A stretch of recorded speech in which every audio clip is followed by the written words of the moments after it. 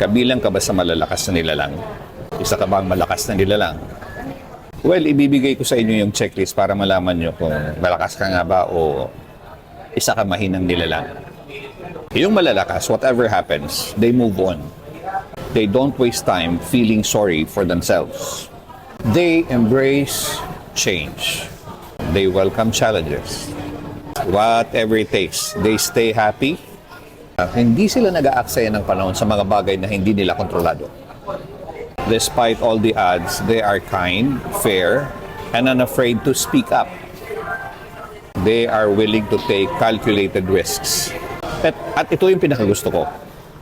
Mentally strong people celebrate other people's success. They do not resent success. Masaya sila sa achievement ng ibang tao. Ngayon, ikaw, mahina ka ba o isa kang malakas na nilalang?